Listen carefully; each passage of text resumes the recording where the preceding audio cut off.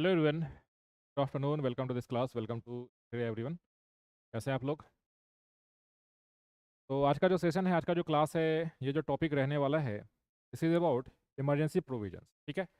तो जो emergency provisions है, उससे भी कई बार क्वेश्चंस आपसे एग्जाम में पूछ दिए जाते हैं। इमरजेंसी प्रोविजंस के बारे में हम लोग पढ़ेंगे कि सबसे पहला कि कितने प्रकार का इमरजेंसी होता है, प्लस किस ग्राउंड्स पे लगाए जाते हैं, है ना। प्लस अगर इमरजेंसी लगा दिया जाता है तो उसका प्रभाव क्या होता है, उसका इफेक्ट क्या होता है। तो इन सारी चीज़ों को हम लोग डिस्कस करने वाले हैं। ठीक है, क्लियर है?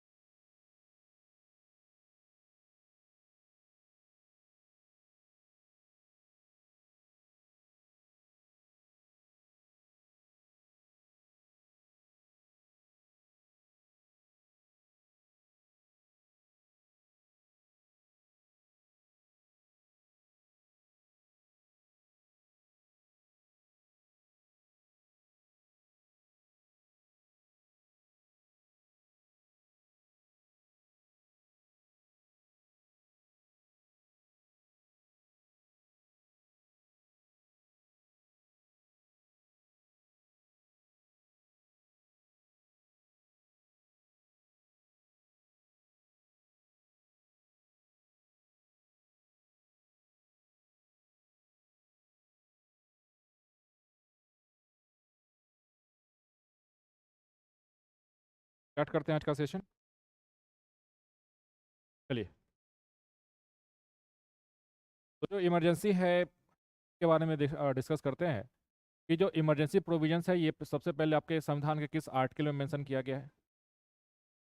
इमरजेंसी प्रोविजंस कहाँ पर मेंशन किया गया है?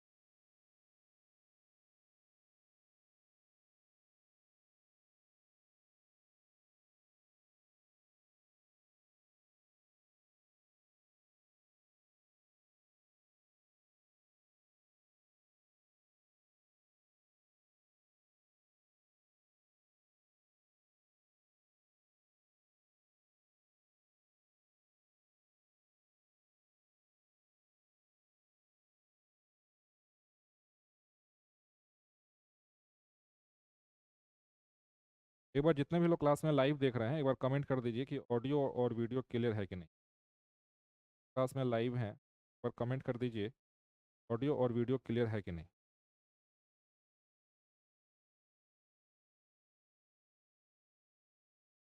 चलिए,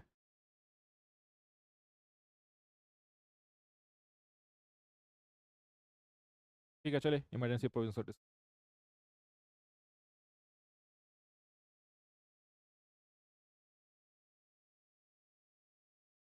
जो इमरजेंसी प्रोविजंस है, इसका पार्ट कौन सा है? तो पार्ट 18 है, आपको याद रखना है। ठीक है, part 18, part 18 of the constitution. Plus इसमें आर्टिकल्स कौन से हैं? तो आर्टिकल 352 से लेकर के 360 तक। आर्टिकल 352 से लेकर के 360 तक जो प्रोविजन है, it is about your emergency provisions. It is about your emergency provisions. It is about your emergency provision. ठीक। चलिए, तो यहाँ से जो पीटी में आपसे सवाल पूछा जा सकता है, हालांकि ये चैप्टर तो थोड़ा सा बड़ा चैप्टर है, बट उतना ज़्यादा डिटेल में इसको नहीं पढ़ना है। बेसिक चीज़ें जो कि आपसे पीटी में जहाँ से क्वेश्चंस पूछ सकता है उसको हम लोग डिस्कस करेंगे, ठीक। तो सबसे पहले तो यही कि भाई आपके संविधान में जो इमरजेंसी प्रोविजंस है वो जो है कितने टाइप का इमरजेंसी का बात करता है। तो सबसे बेसिक क्वेश्चन तो वही पूछ लिया जाता है कि types of emergency, types of emergency, types of emergency, यानी कि आपका जो संविधान है वो कितने प्रकार का इमरजेंसी का बात करता है। तो बेसिकली आपको याद रखना है 3 प्रकार का है, 3 टाइप्स, ठीक है। और ये 3 टाइप्स में कौन से हो जाएंगे। सबसे पहला है नेशनल इमरजेंसी, सबसे पहला है नेशनल इमरजेंसी।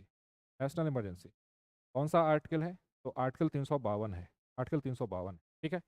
प्लस जो दूसरा टाइप का इमरजेंसी है इसको हम लोग स्टेट इमरजेंसी कहते हैं, स्टेट इमरजेंसी, या फिर इसी को जो है कॉन्स्टिट्यूशनल इमरजेंसी भी कहते हैं,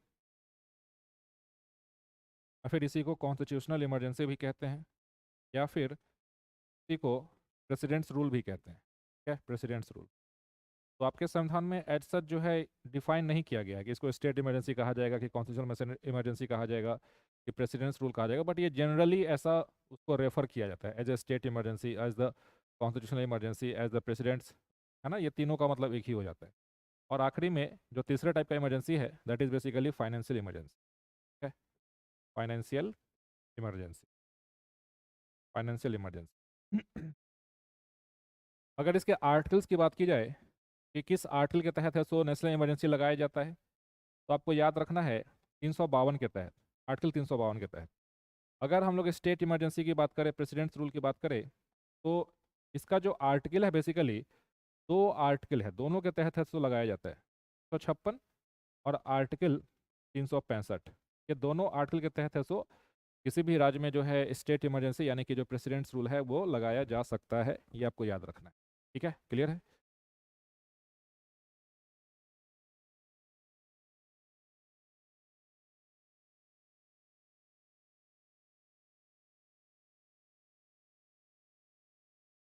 sir please upload the original PDF of president vice, ये मैं थोड़ी अपलोड करता हूँ यार, का काम थोड़ी है।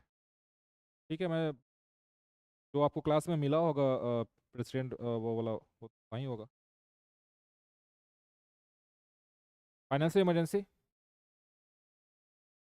Financial emergency article 360, article 360, article 360। तो चलो सबसे पहले हम लोग इसको डिस्कस करेंगे, फिर इसको डिस्कस करेंगे, फिर आखिरी में इसको डिस्कस करेंगे, ठीक है। क्या ये लोग अरमान जी कुछ कह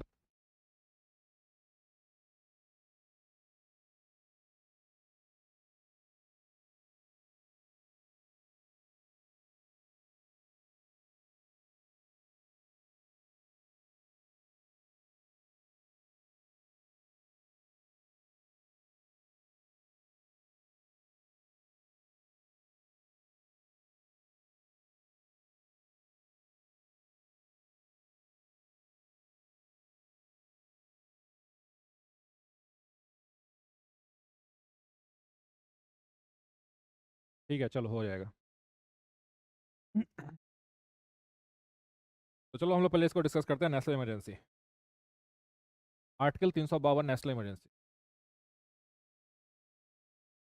नेशनल,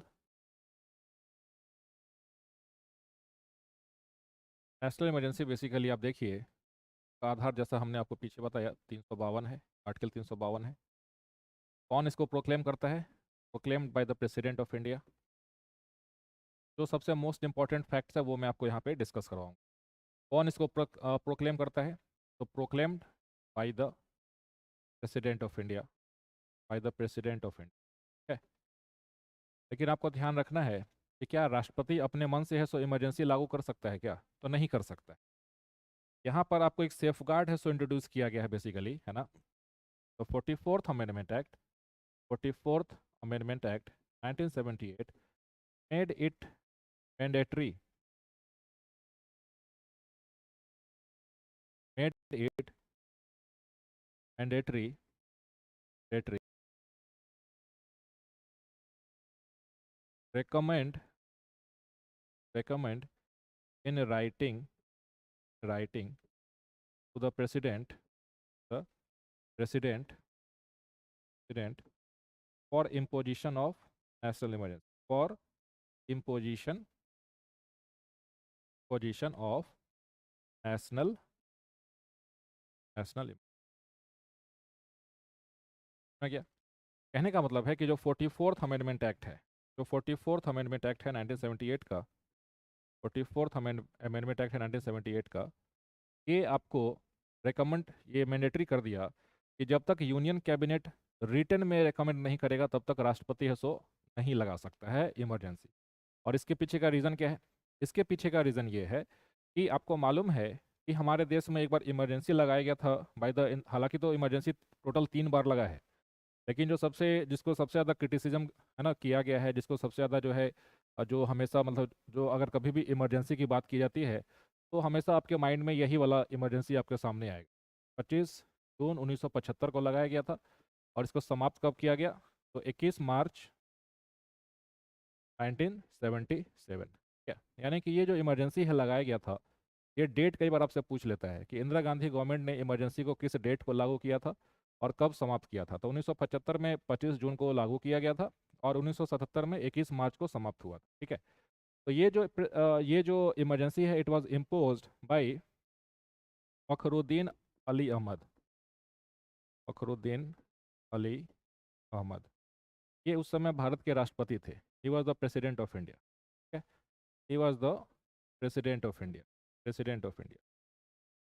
और इन्होंने बेसिकली किसके रिकमेंडेशन पे, किसके एडवाइस पे? तो on the advice of, on the advice of then prime minister, then PM Shrimati Indira Gandhi. ठीक है, यानी कि इंदिरा गांधी जी के एडवाइस पे ये जो राष्ट्रपति महोदय हैं, इन्होंने इस देश में इमरजेंसी लगा दिया। और ये जो इमरजेंसी लगाया गया था किस ग्राउंड पे? आधार क्या था? तो इसका ग्राउंड था internal disturbance, internal internal disturbance, internal disturbance, यानी कि आंतरिक अशांति जो शब्द है उसके बेसिस पे, उसके आधार पे जो है राष्ट्रीय जो आपातकाल है, नेशनल इमरजेंसी है, उसको लगा दिया गया। ठीक, लेकिन आप देखिए कि इसमें आपको कुछ प्रॉब्लम्स आपको यहाँ पे देखने को मिल रहा होगा। प्रॉब्लम क्या है कि जो प्राइम मिनिस्टर है उसने अपने बिना कैबिनेट का एडवाइस लिए, अपने बिना काउंसिल ऑफ मिनिस्टर्स का एडवाइस लिए, उन्होंने राष्ट्रपति को है सो रेकमेंड कर दिया। और ये जो राष्ट्रपति हैं फखरुद्दीन अली अहमद, इन्होंने जो है प्रेसिडेंट है, इन्होंने जो है नेशनल इमरजेंसी को प्रोक्लेम कर दिया। तो इसीलिए इसके बाद क्या होता है, इसके बाद 1977 में जनता पार्टी केम टू पावर, यानी कि जनता government, Janata government under Morarji Desai, Morarji Desai came to power, came to power, came to power in 1977 and introduced various safeguards, various safeguards, various safeguards by 44th Amendment Act 1978। तो ये जो 44th अमेंडमेंट एक्ट है 1978 का, उसी के माध्यम से इस सेफगार्ड को है सो इंट्रोड्यूस किया गया कि जब तक आपका जो कैबिनेट है, जब तक कैबिनेट आपको लिखित में नहीं देता है, राइटिंग में नहीं देता है, तब तक राष्ट्रपति जो है इस देश में नेशनल इमरजेंसी नहीं लगा सकता है। तो ये आपको याद हो गया। ठीक है, तो आपसे एग्जाम में कई बार ये भी पूछा जा सकता है कि किस अमेंडमेंट के द्वारा कैबिनेट का जो अप्रूवल है राइटिंग में होना चाहिए, ये जोड़ा गया। तो by the 44th amendment act 1978। कौन से सरकार के द्वारा? तो जनता सरकार के द्वारा। कौन थे पीएम? तो मोरारजी देसाई जी पीएम, प्राइम मिनिस्टर थे। तो ये कुछ बेसिक बातें आपको याद रखना है। ठीक है, आगे बढ़ते हैं कि ये जो नेशनल इमरजेंसी है जो है सो राष्ट्रपति जो लगाता है, ये किस आधार पे लगाया जाता है, किस आधार पे? तो इसको ऐसे लिखना है कि जब भी भारत का सुरक्षा खतरे में हो, यानी कि whenever the security of India or any part of it is threatened। ठीक है, यानी कि इसका जो आधार है, और एनी पार्ट ऑफ इट, और any part of it is threatened, is threatened, is threatened due to war, external aggression, external aggression and armed rebellion and armed rebellion. armed कहने क्या मतलब है?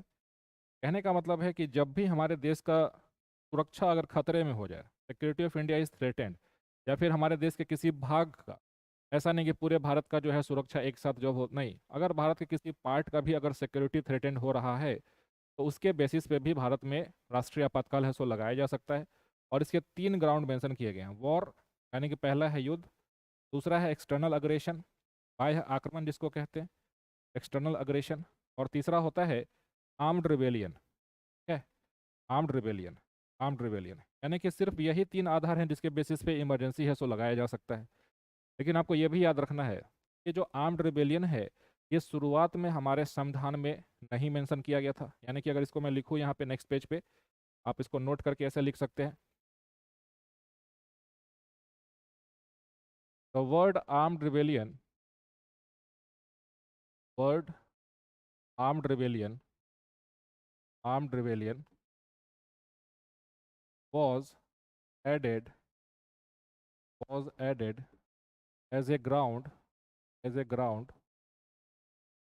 for the proclamation of national emergency, for the proclamation, for the proclamation of national emergency.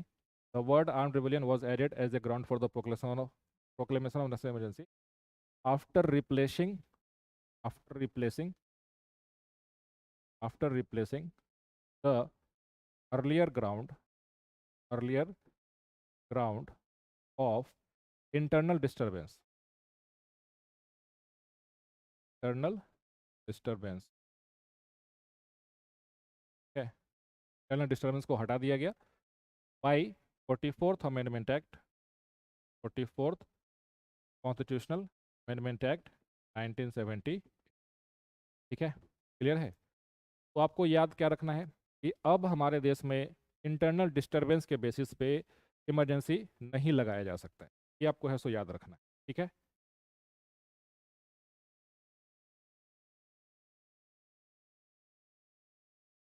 तो now in India, है ना, emergency can not be proclaimed on the basis of internal disturbance. ये आपको याद रखना है। तो सिर्फ 3 ही ग्राउंड्स हैं, याद रखना है, war, external aggression and armed rebellion. These are the only 3 grounds. इसके अलावा अगर आपके ऑप्शन में कुछ और एक्स्ट्रा लिखा हुआ है उसको टिक नहीं करना है, that will be absolutely incorrect. यही 3 ही ग्राउंड है, वॉर है, एक्सटर्नल अग्रेशन है और आर्म्ड रिबेलियन। ठीक, प्लस एक और इंपॉर्टेंट कॉन्सेप्ट आपको याद रखना है कि अगर सपोज कि युद्ध जब स्टार्ट हो जाए एक्चुअल में तभी है सो इमरजेंसी लगाया जा सकता है क्या? तो नहीं। यानी कि even before the occurrence of the war, external aggression और the armed rebellion, emergency can be impose. ठीक है, तो इसको आप ऐसे समझिए कि even before the actual occurrence of, even before the actual occurrence, even before the actual occurrence of war, external aggression and armed rebellion, the emergency can be imposed. Okay, so even before the actual occurrence of war plus external aggression and armed rebellion, armed rebellion, armed rebellion, even before the actual occurrence of war, external aggression and armed rebellion, the emergency can be proclaimed. Emergency can be proclaimed. इसका मतलब ये है कि suppose कि अगर हमारे देश में ऐसा हालात कुछ उत्पन्न हो रहा हो जिसमें लगता है कि वॉर है सो हो सकता है, या फिर कोई कंट्री है सो एग्रेसिव स्टैंड है सो ले रहा है, यानी कि अभी एक्चुअल में लड़ाई ये सब स्टार्ट नहीं हुआ है। ठीक है, लड़ाई स्टार्ट हो जाएगा तब तो इमरजेंसी लगा ही दिया जाता है जनरली। लेकिन अगर हमारे देश में कुछ वैसा स्थिति, वैसा कुछ वैसा उत्पन्न होने लगे जिसमें सरकार को लगता है कि जो है वॉर हो सकता है या फिर कुछ इस तरीके से विद्रोह जो है सो हो सकता है, तो उसको पहले से ही रोकने के लिए उसके लिए जो है सो देश में इमरजेंसी ये सब लगाया जा सकता है। तो ये भी एक इंपॉर्टेंट कॉन्सेप्ट है, याद रखना है। Even before the actual occurrence of the war, emergency can B imposed in this particular country.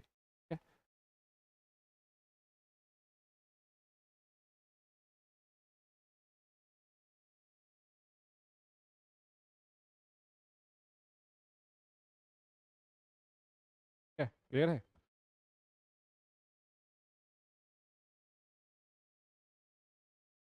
ठीक है, क्लियर है।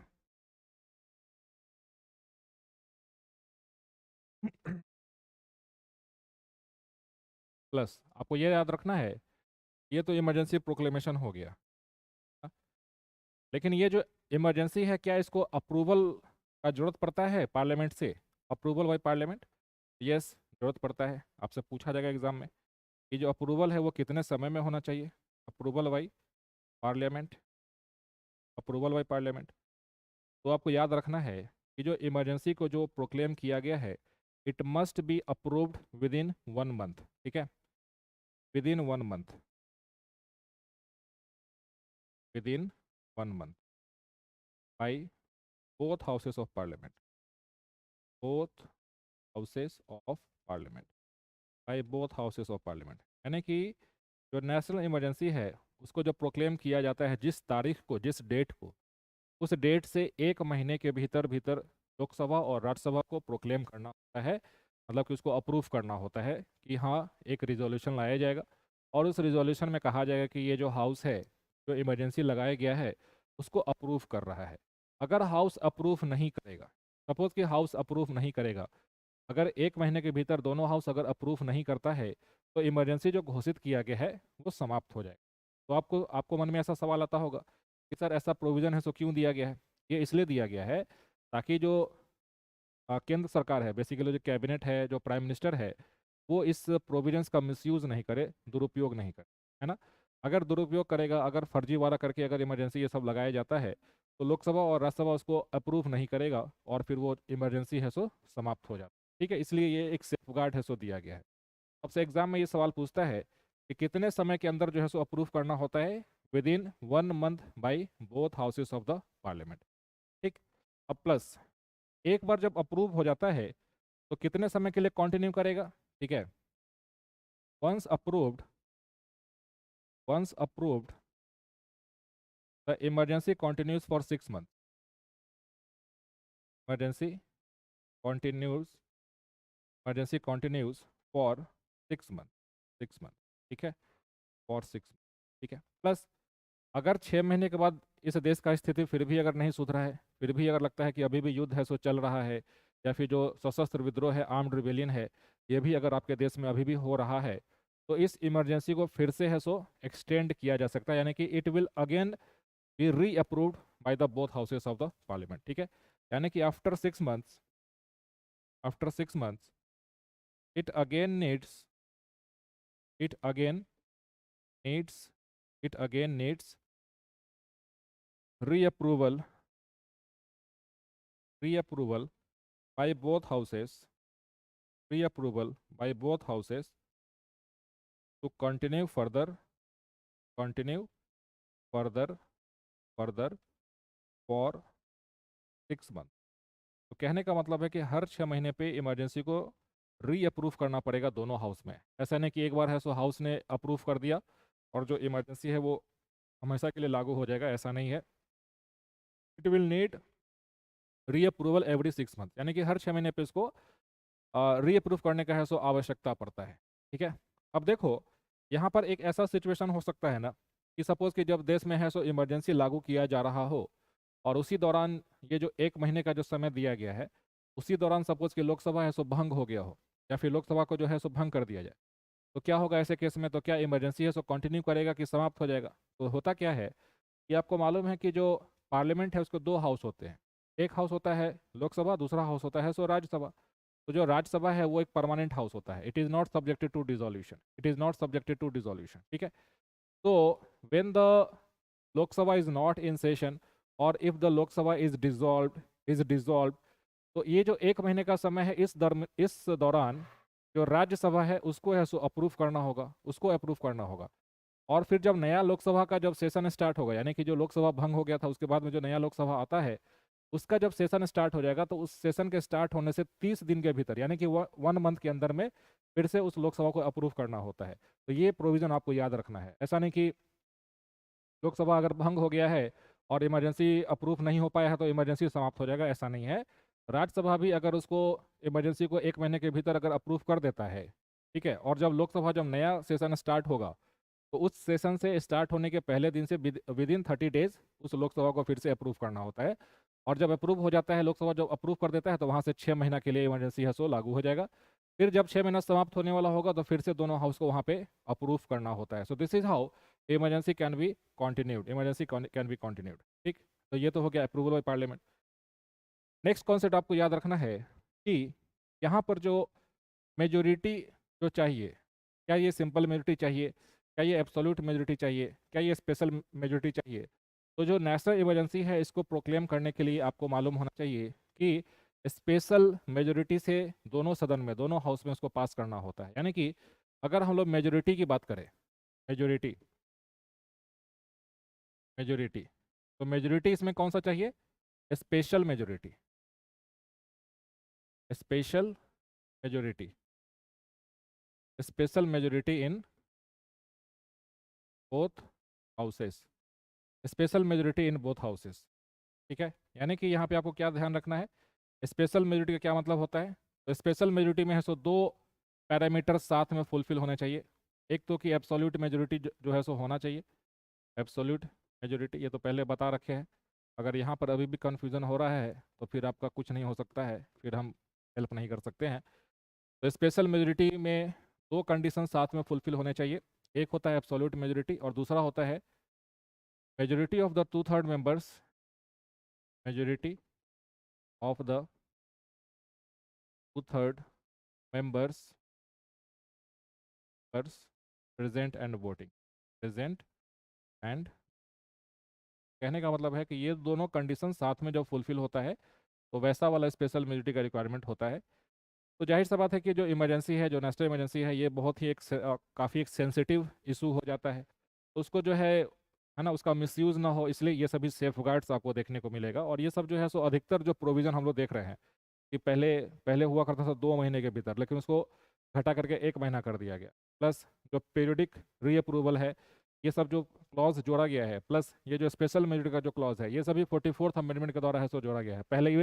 पहले ये सिंपल मेजोरिटी से हो जाता था, लेकिन अब नहीं। अब जो है सो स्पेशल मेजोरिटी आपको चाहिए होगा, तभी जा करके दोनों हाउस अगर उसको पास करता है स्पेशल मेजोरिटी से, तो वो जो है आगे मतलब कि फर्दर है सो कंटिन्यू कर सकता है। ठीक है, तो ये तो हमने आपको बताया कि इमरजेंसी है सो किस तरीके से लगेगा, किस आधार पे लगता है, किन ग्राउंड्स पे लगता है, दोनों हाउस में कितने समय में है सो पास करना होता है, 1 महीने के भीतर पास करना होता है। जब एक बार पास हो जाता है तो कितने समय तक वो लागू होता है, 6 महीने तक।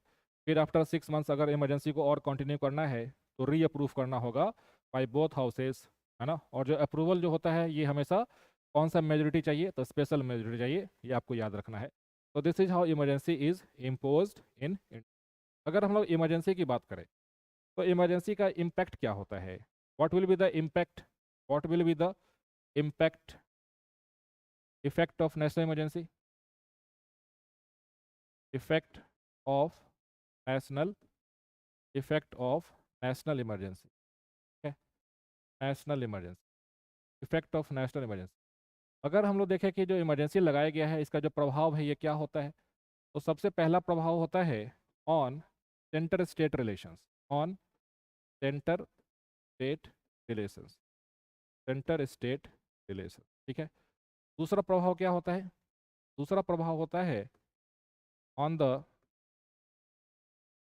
Tenure of Lok Sabha, Lok Sabha and Vidhan Sabha, and Vidhan Sabha, विधानसभा।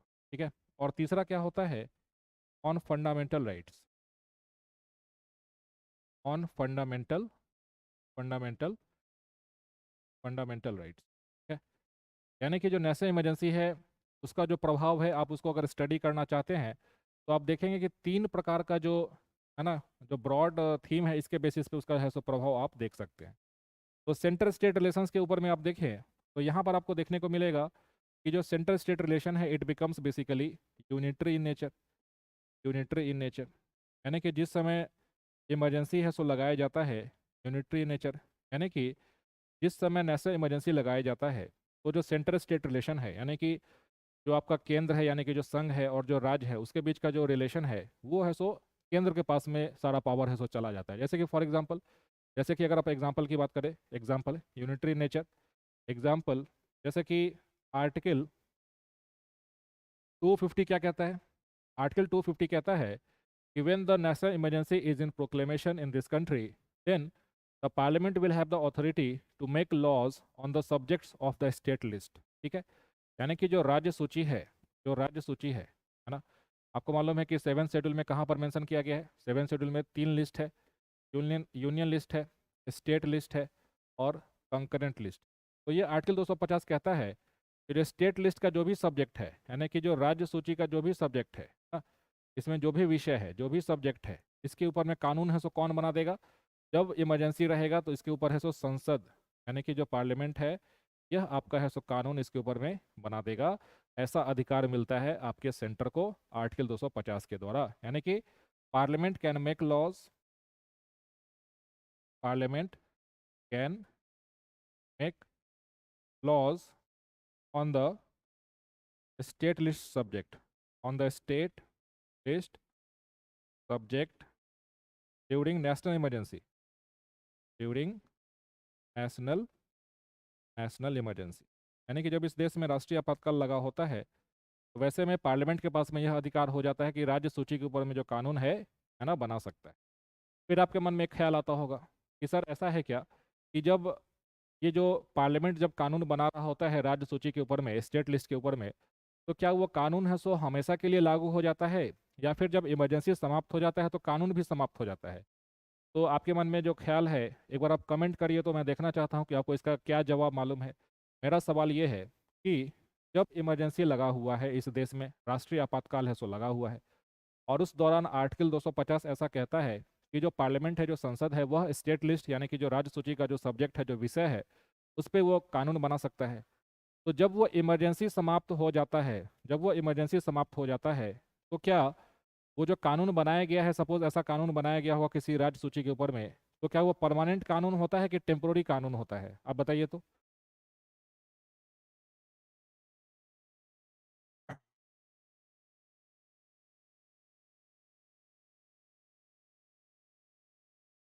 बताइए, कमेंट करिए सभी लोग। अमन समदर्शी, सीजन सिन्हा, और कौन लोग हैं? अमरेंद्र कुमार, शालिनी गुप्ता, सभी लोग क्लास में लाइव हैं। एक बार कमेंट करिए मेरे सवाल का जवाब मैंने आपसे पूछा है।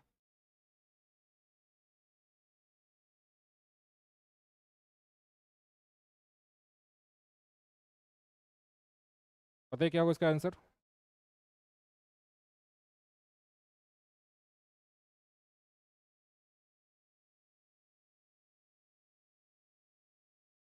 बताइए, मालूम है कि नहीं? हाँ, समय लीजिएगा तो हो गया, काम का दिन आ गया आप। विद इन 6 मंथ वो ऑटोमेटिकली रिमूव हो जाता है। यस, राइट, ठीक है। तो सही बात है, आपने सही जवाब दिया है। ये जो कानून जो बनाया जाता है, ठीक है, ये जो कानून बनाया जाता है, this law becomes in operative, this law becomes in operative with in 6 months, with in 6 months, 6 month after emergency has ceased to operate, after emergency has ceased operate, has ceased to। तो कहने का मतलब है कि ये temporary law होता है, temporary law होता है, परमानेंट लॉ नहीं होता है। जब इमरजेंसी समाप्त हो जाता है तो उसके विद इन 6 महीने, विद इन 6 मंथ्स, वो जो कानून बनाया गया था स्टेट लिस्ट के ऊपर में, ये जो है समाप्त हो जाएगा। ठीक है, परमानेंट रहेगा। वंदना का जवाब है, अमरेंद्र का जवाब है परमानेंट नहीं बाबू, परमानेंट नहीं रहता है। ये सभी टेम्पोररी लॉज होते हैं, टेम्पोररी। ठीक है, प्लस जो सेंटर स्टेट के बीच में जो फाइनेंशियल डिस्ट्रीब्यूशन है रिसोर्सेज का, उसको भी जो है सो सस्पेंड किया जा सकता है। That can also be suspended during the emergency operation. यानी कि कहने का मतलब है कि यहाँ पे एक और पॉइंट आप लिख लो, the physical distribution between the physical distribution, the physical distribution between the centre and the states center and states can be modified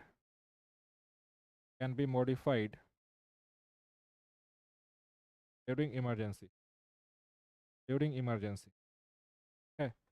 यानी कि जो टैक्सेशन का जो पावर होता है प्लस जो रिवेन्यू शेयरिंग का जो अधिकार होता है सेंटर स्टेट्स के बीच में, उसको चेंज किया जा सकता है। क्यों? क्योंकि जाहिर सा बात है कि जब आपके देश में इमरजेंसी का सिचुएशन हो गया है, आपातकाल का सिचुएशन हो गया है, तो क्या होगा वहाँ पे कि आपको जो है सपोज कि आप जो है सो वॉर कर रहे हैं, लड़ाई कर रहे हैं, युद्ध हो रहा है आपका, तो युद्ध को जीतने के लिए आपको बहुत ज़्यादा है सो फाइनेंशियल चीज़ों का है सो रिक्वायरमेंट होता है। क्यों? क्योंकि आपको है सो डिफेंस एक्सपेंडिचर एकदम से बढ़ जाएगा, आपको नए नए हथियार चाहिए होंगे, प्लस जो जितने भी ये जो जैसे कि क्या बोलते हैं, आर्टिलरी हो गया, मिसाइल हो गया, टैंक हो गया, है ना, ये सब जो भी चीज़ें होती हैं, तो युद्ध के समय आपका खर्चा है सो काफ़ी ज़्यादा बढ़ जाता है। इसीलिए ये प्रोविजन है सो दिया गया है कि सेंट्रल स्टेट के बीच में जो फिजिकल फेडरलिज्म है, जो डिवोल्यूशन ऑफ रिसोर्सेज होता है, उसको भी सस्पेंड किया जा सकता है when the emergency is in operation. तो ये बात थोड़ा सा याद रखिएगा, ये याद रखिएगा कि जो आपका जो संविधान है उस समय यूनिटरी हो जाता है ना, यूनिटरी हो जाता है।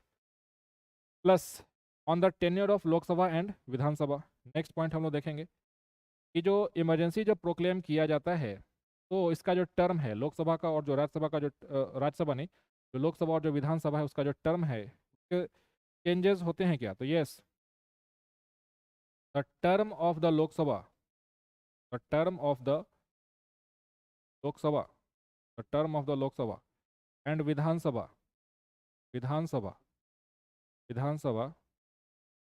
Can be extended can be extended by 1 year at a time, by 1 year at a time 1 year at a time, by a law made by Parliament of India, by a Parliament of India, क्या, by a Parliament of India। तो ये आपको ध्यान रखना है, आपसे exam में कभी ऐसा सवाल पूछे कि जब इमरजेंसी ऑपरेशन में रहता है तो क्या उस समय लोकसभा का टर्म और जो विधानसभा है यानी कि स्टेट का जो असेंबली है, अगर सपोज उसका 5 साल है सो पूरा होने वाला होगा, टर्म उसका जो है सो पूरा होने वाला होगा, तो क्या उसको है सो इमरजेंसी के समय ही है सो भंग करके और फिर चुनाव है सो करवाया जाएगा? तो नहीं, ऐसा नहीं। अगर देश में इमरजेंसी का माहौल है, इमरजेंसी लगा हुआ है, तो वैसे केस में लोकसभा का चुनाव भी नहीं होता है और विधानसभा का भी चुनाव नहीं होता है। अगर लोकसभा का टर्म पूरा होने वाला होगा, 5 साल पूरा होने वाला होगा, तो पार्लियामेंट एक कानून बना देगा और उस कानून में ये लिखेगा कि ये जो लोकसभा है इसका जो टर्म है ये 1 साल के लिए और बढ़ाया जा रहा है। प्लस किसी राज्य का विधानसभा का अगर सपोज कि 5 साल पूरा होने वाला होगा, तो ये काम भी संसद यानी कि जो पार्लियामेंट है एक कानून बना करके उस राज्य के विधानसभा का जो टर्म है उसको एक्सटेंड कर सकता है, उसको बढ़ा सकता है। तो ये याद रखिएगा कि संसद के पास में यह अधिकार प्राप्त है कि कानून बना करके जब इस देश में इमरजेंसी लागू हो रहा हो या फिर जब लागू हुआ हो, अगर उस समय टर्म को बढ़ाने का अगर कुछ भी वैसा है तो एक बार में 1 साल के लिए है सो बढ़ाया जा सकता है। दूसरा पॉइंट आपको याद रखना है कि क्या हमारे संविधान ने इस चीज़ के ऊपर में लिमिटेशन लगाया है क्या कि कितनी बार है सो टर्म बढ़ाया जाएगा 1 1 साल करके? तो इसके ऊपर में कोई लिमिटेशन नहीं है। सपोज कि इमरजेंसी है सो 5 साल तक आपके देश में सपोज कि इमरजेंसी लगा रह गया और लोकसभा का जो टर्म है पहले से 5 साल है सो पूरा हो चुका है, तो एक एक साल करके उसको है सो 5 बार बढ़ाया जा सकता है। ये भी आपको याद रखना है, यानी कि कितनी भी बार है सो लोकसभा का टर्म और कितनी भी बार किसी विधानसभा का टर्म जो है 1 साल करके है सो बढ़ाया जा सकता है। There is no limit on it. लेकिन एक इंपॉर्टेंट कॉन्सेप्ट आपको याद रखना है कि जब इमरजेंसी समाप्त हो जाता है, तो उसके विदिन 6 महीने में जो लोकसभा का जो टर्म जिसको बढ़ाया गया था या फिर किसी राज्य का विधानसभा का टर्म जिसको बढ़ाया गया था उसका जो है सो चुनाव अगले 6 महीने में करवा लेना कंपलसरी होता है, मैंडेटरी होता है। तो ये भी आपको याद रखना है, ठीक है। तो क्या सब चीज़ आपको सीखने को मिला? यहाँ पर आपको सीखने को मिलेगा कि the term can be extended any number of times, कितनी भी बार है सो टर्म को बढ़ाया जा सकता है, ठीक है। यानी कि term can be extended many times, term can be extended multiple times, यानी कि हर बार है सो एक कानून बना दिया जाएगा by 1 year at a time, लेकिन एक बार में 1 साल से ज़्यादा टर्म एक्सटेंड नहीं किया जाता है जब इमरजेंसी लागू रहता है तब। लेकिन हाँ, when the emergency ceases to operate, when emergency को दूसरे रंग से लिख देते हैं, when emergency ceases to operate, when emergency, when emergency ceases operate, the elections must be conducted within 6 months. Elections must be conducted within 6 of extended Lok Sabha and Vidhan Sabha. कहने का मतलब है कि जब हमारे देश में इमरजेंसी समाप्त हो जाएगा और उसके दौरान अगर लोकसभा का टर्म बढ़ाया गया हो या फिर विधानसभा का टर्म बढ़ाया गया हो, तो अगले 6 महीने के भीतर भीतर आपको जो है चुनाव उसका करवा लेना होगा, विदिन 6 मंथ्स, इन 6 मंथ। ठीक है, समझ में आ गया? तो इसका मतलब ये हो गया कि the term of the extended Lok Sabha can not continue more than 6 months after the emergency has cease to operate in this country. ठीक है, क्लियर है? प्लस ऑन फंडामेंटल राइट्स, जो फंडामेंटल राइट्स है इसके ऊपर भी आपका प्रभाव पड़ता है, यानी कि आपका जो मौलिक अधिकार है पार्ट 3 में जो मेंशन किया गया है उसको भी सस्पेंड किया जाता है। इट कैन बी सस्पेंडेड, यानी कि suspension of the fundamental rights, suspension of the fundamental rights. और ये जो है सो कौन से आर्टिकल मेंशन किया गया है? तो आर्टिकल 358 में, ठीक है, और आर्टिकल 359 में। ठीक है, तो इसको थोड़ा सा अलग से हम लोग डिस्कस कर लेते हैं। यानी कि और ये जो प्रोविजन है कि suspension of fundamental rights during emergency, ये जर्मनी के संविधान से लिया गया है। ठीक है, तो ये भी कई बार आपसे एग्जाम में पूछता है कि suspension of fundamental rights during emergency taken from German constitution,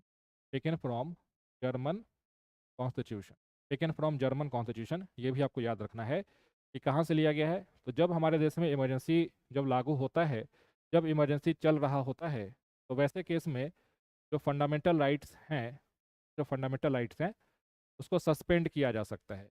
और ये कब किया जाता है? तो ये किया जाता है आपके आर्टिकल 358 और 359 के द्वारा।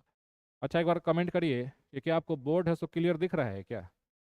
बोर्ड है सो क्लियर नहीं दिख रहा होगा, ऐसा मुझे ऐसा लग रहा है। बोर्ड क्लियर नहीं दिख रहा है। Management is highly irresponsible here. Colour हो गया है।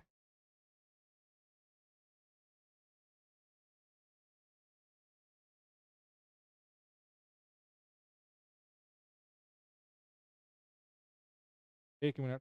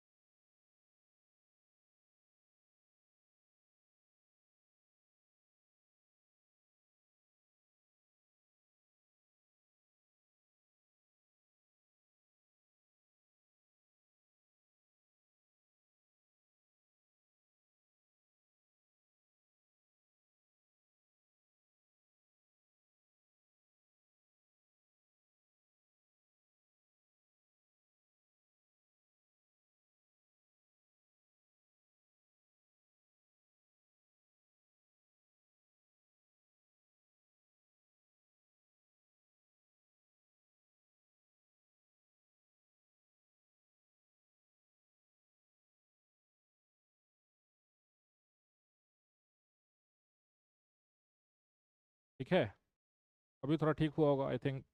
अरे कैमरे का इशू हो जाता है, ऑटो फोकस कई बार गड़बड़ हो जाता है, इसका वजह से जो है बोर्ड पे जो लिखा हुआ है ना उसको ठीक से फोकस नहीं कर पाता है कहीं।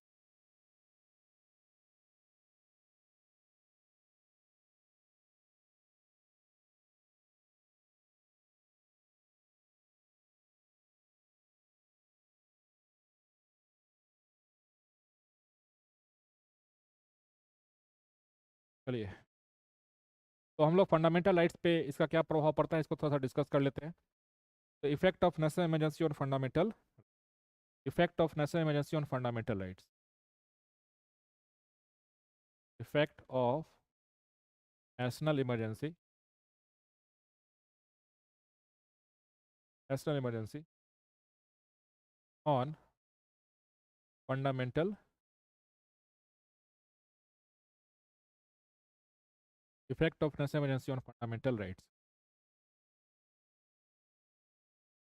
आर्टिकल 58, आर्टिकल 159, ये दो ऐसे आर्टिकल है जो कि आपके फंडामेंटल राइट्स को सस्पेंड करने की बात करता है। यानी कि article 358 is about suspension of, suspension, suspension of freedom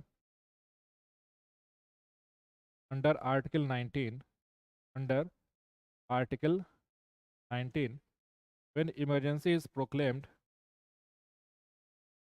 when emergency is proclaimed on the grounds of, on the grounds of war and external, war and external aggression। यानी कि ऑटोमेटिक सस्पेंशन होता है, ऑटोमेटिक, ऑटोमेटिक सस्पेंशन। इसका क्या मतलब है? इसका मतलब है कि आपको मालूम है कि ये जो इमरजेंसी है, जो राष्ट्रीय आपातकाल है, इसको हम लोग दो प्रकार से क्लासीफाई करते हैं। एक होता है एक्सटर्नल इमरजेंसी, ठीक है, एक होता है एक्सटर्नल इमरजेंसी, हालांकि संविधान में ऐसा लिखा नहीं गया है बट जनरल आम भाषा में इसको क्लासीफाई करते हैं। और दूसरा होता है इंटरनल इमरजेंसी, ठीक है। तो जो एक्सटर्नल है, जो कि यानी कि वॉर, उसके आधार पे, या फिर एक्सटर्नल अग्रेशन के आधार पे, एक्सटर्नल अग्रेशन के आधार पे, ठीक। जो इंटरनल है ये आर्म्ड रिबेलियन के बेसिस पे होता है, आर्म्ड रिबेलियन के बेसिस पे, आर्म्ड रिबेलियन के बेसिस पे। तो यहाँ पे कॉन्सेप्ट क्या है कि आर्टिकल 358 ऐसा कहता है, आर्टिकल 358 ऐसा कहता है कि जब भी आपके देश में इमरजेंसी का ग्राउंड है सो एक्सटर्नल इमरजेंसी रहेगा। यानी कि अगर ये दो ग्राउंड है, वॉर है या फिर एक्सटर्नल अग्रेशन है, तो जैसे ही आपके इस देश में इमरजेंसी को लागू किया गया बाय ये order of the president of India, यानी कि भारत के राष्ट्रपति की तरफ से जब ऐसा प्रोक्लेमेशन किया जाता है कि बिकॉज ऑफ द वॉर और because of the external aggression the emergency is now being imposed in this particular country, तो उसी दिन से आपका जो आर्टिकल 19 के तहत जो फ्रीडम है, जो फ्रीडम है आर्टिकल 19 के तहत, कितने फ्रीडम है? तो जाहिर सा बात है कि 6 फ्रीडम्स होते हैं, 6 फ्रीडम है यहाँ पे, 6 फ्रीडम्स। तो ये जो 6 फ्रीडम्स हैं, है ना, जो 6 फ्रीडम्स हैं, ये ऑटोमेटिकली सस्पेंशन हो जाता है, automatic suspension of article 19, of article 19, ये आपको याद रखना है। लेकिन अगर आर्म्ड रिबेलियन के बेसिस पे, अगर अगर आर्म्ड रिबेलियन के बेसिस पे अगर इमरजेंसी लगाया गया है, तो जो आर्टिकल 19 है, आर्टिकल 19 है, ये ऑटोमेटिक सस्पेंशन नहीं होगा, ठीक है। ऑटोमेटिक सस्पेंशन आर्टिकल 19 जो है, not automatic suspension, not automatic suspension, not automatic suspension, ठीक है। ये अभी आगे आगे आप समझोगे, जब हम लोग 359 को डिस्कस करेंगे तब आपको ये पॉइंट है तो समझ में। तो क्या ये यहाँ पे ये चीज़ आपको क्लियर है कि नहीं? ये जो आर्टिकल 358 है, ये सिर्फ आर्टिकल 19 का ही बात करता है। यानी कि जो 6 फ्रीडम मेंशन किए गए हैं आपके आर्टिकल 19 में, उसको जब सस्पेंड किया जाता है किस तरीके से किया जाएगा उसका जो बात है, ये आपके आर्टिकल 358 में जिक्र किया गया है, ठीक है। ये यहाँ पे जिक्र किया गया। लेकिन जो आर्टिकल 359 है, ये क्या कहता है? ये कहता है कि except, except article 20 and 21, except Article 20 and 21, other fundamental rights, can be suspended, can be suspended, can be suspended by an order of the president, by an order of the president, by an order of the president. कहने क्या मतलब है कि जो article 359 है, यह बाकी के जो फंडामेंटल राइट्स हैं, बाकी के जो फंडामेंटल राइट्स हैं, 19 तो हम लोग यहाँ पे कवर कर लिए, 19 का बारे में जिक्र है, 358 में किया गया है। 359 जो है, जो कि कहता है कि आर्टिकल 20 और 21 को छोड़ करके, आर्टिकल 20 और 21 को छोड़ करके कोई भी ऐसा फंडामेंटल राइट्स है, अगर उसको सस्पेंड करना होगा, उसका ऑटोमेटिक सस्पेंशन नहीं होगा, that will be suspended by an order of the president. यानी कि जब इस देश में इमरजेंसी लगाया जाता है, तो अगर कभी भी ऑटोमेटिक सस्पेंशन की बात होगी, तो वो आर्टिकल 19 का हो सकता है ऑटोमेटिक सस्पेंशन, जब इन आधार पे है सो इमरजेंसी लागू किया गया है। लेकिन सपोज कि वॉर के बेसिस पे आप चाहते हैं कि हमारे देश में जो आर्टिकल 23 है, आर्टिकल 24 है, आर्टिकल 25 है, जो कि फ्रीडम ऑफ रिलीजन है, अगर इन सब चीज़ों को भी सस्पेंड किया जाना चाहिए, यानी कि सस्पेंड का क्या मतलब होता है कि आप जो है सो उसको इन्फोर्स करवाने के लिए कोर्ट नहीं जा सकते हैं। यानी कि बेसिकली आपका जो आर्टिकल 32 है और जो आपका आर्टिकल 226 है, जो कि सुप्रीम कोर्ट और हाई कोर्ट का जो रिट जुरिस्डिक्शन होता है, बेसिकली उसी को सस्पेंड कर दिया जाता है कि आपका ये सब राइट्स को इन्फोर्स करवाने के लिए आप ये सब कोर्ट में है सो नहीं जा सकते। तो कहने का मतलब है कि अगर, है ना, बाकी के जो फंडामेंटल राइट्स हैं, अगर उसको सस्पेंड करना होगा तो कौन से आर्टिकल के तहत है सो किया जा सकता है? तो आर्टिकल 359 के तहत किया जा सकता है। कौन कर सकता है? तो भारत के राष्ट्रपति कर सकते हैं। कैसे करेंगे? तो एक सेपरेट ऑर्डर जारी कर दिया जाता है कि चूंकि हमारे देश में इमरजेंसी लगा हुआ है, इसीलिए राष्ट्रपति के ऑफिस से एक ऐसा ऑर्डर है सो जारी किया जाएगा, और जिसमें लिखा रहेगा कि ये सब जो आर्टिकल के तहत जो राइट्स आपको मिला हुआ है, उसको, उसके जो इन्फोर्समेंट है उसको सस्पेंड किया जाता है। ठीक, यानी कि जो आर्टिकल 20 और आर्टिकल 21 है, क्या इसको हमारे देश में कभी भी सस्पेंड किया जा सकता है? क्या नहीं किया जा सकता है। यानी कि आपसे एग्जाम में कई बार ऐसा सवाल पूछा जाता है कि बताओ हमारे देश में अगर इमरजेंसी लागू हुआ है तो कौन से दो ऐसे आर्टिकल हैं जिसको सस्पेंड नहीं किया जा सकता है by the order of the president of India? तो that those two articles will be article 20 and article 21। और आर्टिकल 20 और 21 में क्या है? आप वो फंडामेंटल राइट्स का क्लास याद करिए जहाँ पर हमने आपको बताया था। आर्टिकल 20 में है कि अगर किसी व्यक्ति को कोई क्राइम के लिए सजा मिल चुका है, उसको दोबारा सजा नहीं मिलेगा। Plus no criminal ex post facto legislation, no double jeopardy, no self incrimination, यानी कि protection in the cases of conviction for an offence. यानी किसी व्यक्ति को अगर सजा ये सब मिल रहा है, तो वो जो हम लोग आर्टिकल 20 को डिस्कस किए थे, इसको सस्पेंड नहीं कर सकते हैं। और आर्टिकल 21 क्या है? तो right to life and personal liberty, यानी कि no person shall be deprived of his life and personal liberty except procedure established by law. That is basically the provision of Article 21, and it will not be suspended even during the operation of the emergency in this country. तो ये दो articles को, ये जो दो article है 20 और 21, ये एक्सेप्शन है, it can not be suspended during the emergency. बाकी इसके अलावा सपोज कि यहाँ पे हम लोग आर्टिकल 19 की बात कर रहे थे, ठीक है, जिसका ऑटोमेटिक सस्पेंशन नहीं होता है आर्म्ड रिबेलियन केस में। लेकिन सपोज कि आर्म्ड रिबेलियन हो जाए और आर्टिकल 19 को सस्पेंड करना हो, तो it can be done under article 359। Article 359 क्यों? क्योंकि आर्टिकल 359 में ये लिखा गया है कि 20 और 21 को छोड़ करके किसी भी आर्टिकल को सस्पेंड किया जा सकता है। ठीक है, क्लियर है?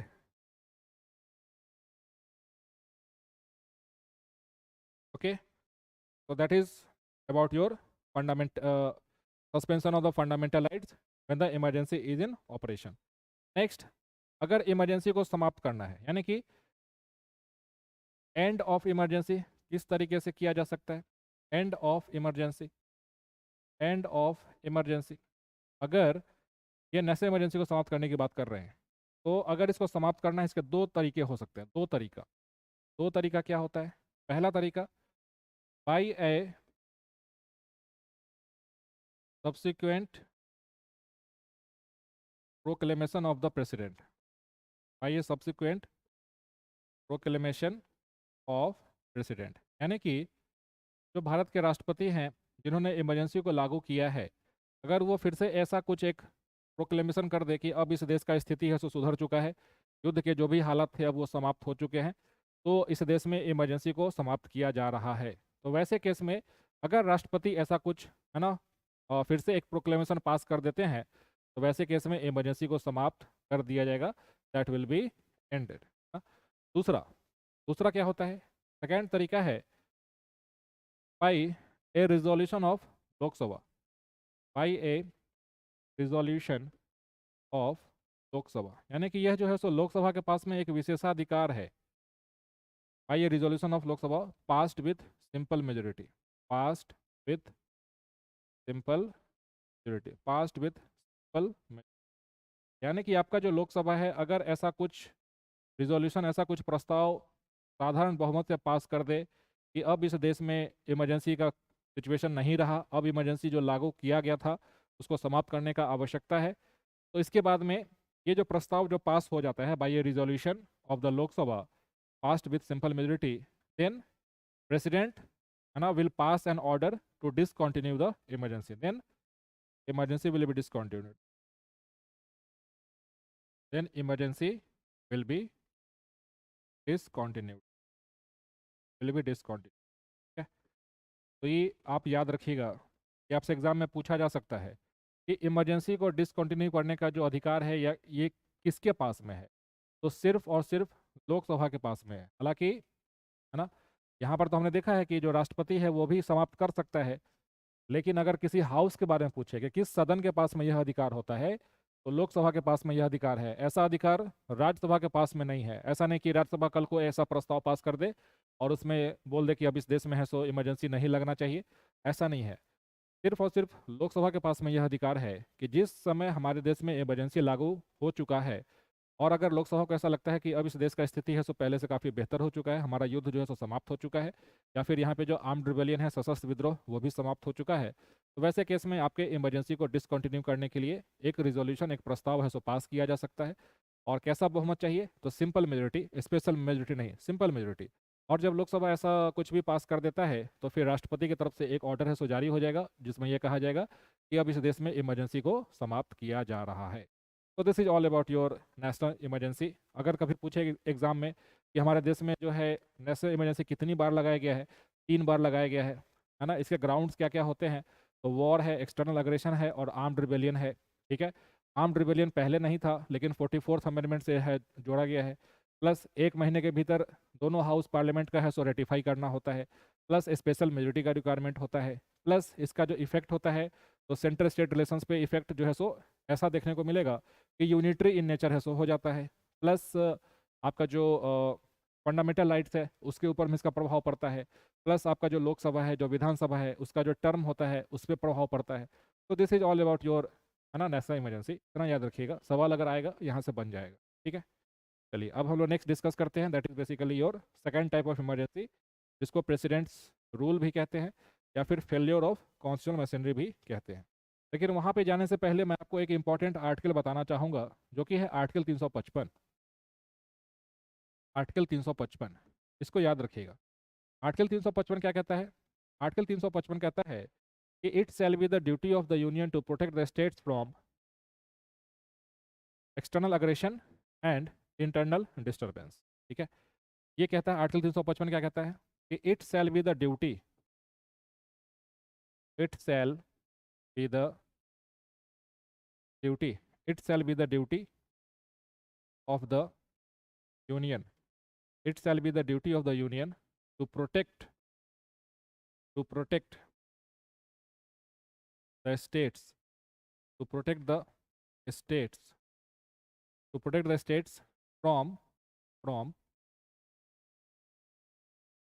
external aggression, from external aggression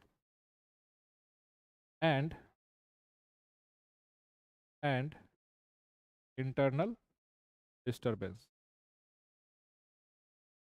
देखो यहाँ पे क्या लिखा गया है, यहाँ पर ये लिखा गया है कि ये जो है सो केंद्र का ड्यूटी होगा, संघ का ड्यूटी होगा। ड्यूटी किसका है? संघ का, यानी कि सेंटर का, यानी कि केंद्र का। क्या ड्यूटी है? टू प्रोटेक्ट द स्टेट्स, यानी कि राज्यों का सुरक्षा करना, जितने भी हमारे देश के राज्य हैं उसका उसका सुरक्षा करना। किस चीज से? फ्रॉम एक्सटर्नल अग्रेशन, यानी कि बाह्य आक्रमण से, बाह्य आक्रमण से। और दूसरा आंतरिक अशांति से, इंटरनल डिस्टर्बेंस से। तो देखिए आपको यहाँ पे एक चीज़ सीखने को मिलेगा, आपको ये चीज़ सीखने को मिलेगा कि जो इंटरनल डिस्टरबेंस शब्द है ये अभी भी आपके संविधान में मेंशन किया गया है आर्टिकल 355 में। लेकिन यही शब्द जो आर्टिकल 352 में हुआ करता था उसको हटा करके वहाँ पर आर्म्ड रिबेलियन है सो जोड़ दिया गया है। ठीक है, क्लियर है।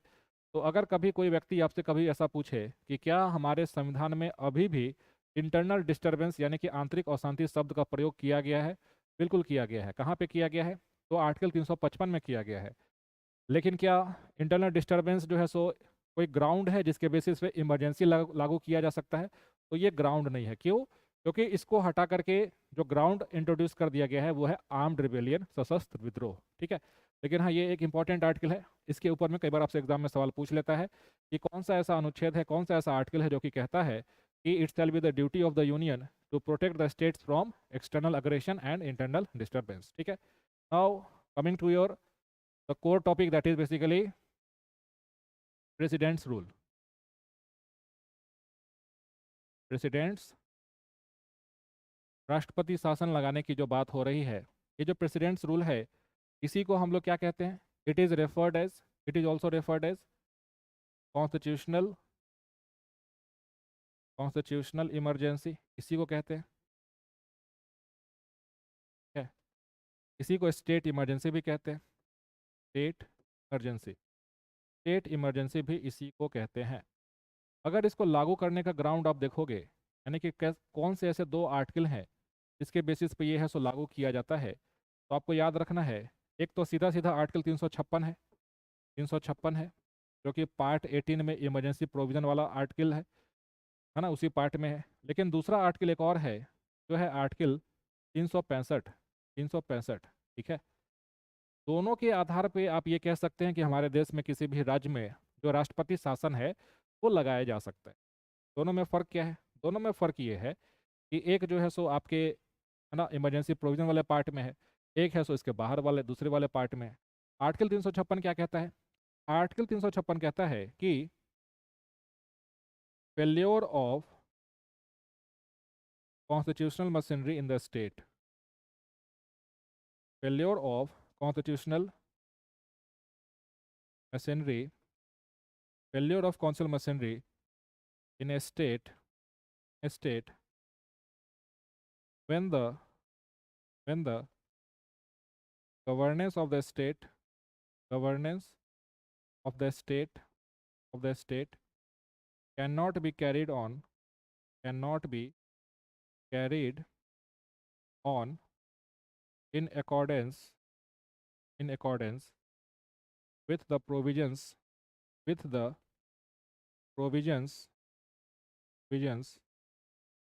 of this constitution of this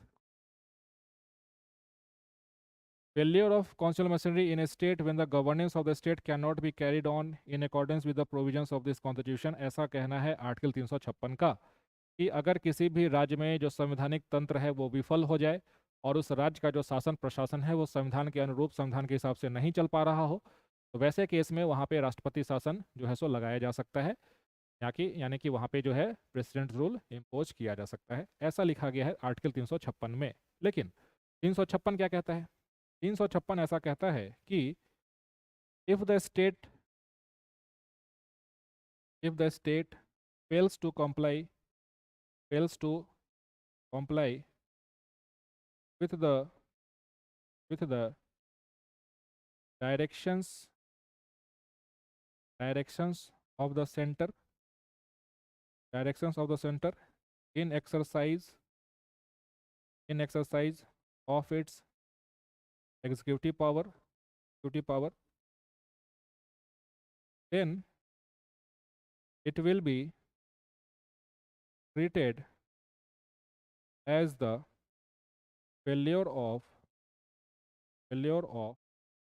constitutional machinery in state in ऐसा कहना है आपके इस वाले आर्टिकल का। दोनों में फ़र्क क्या है?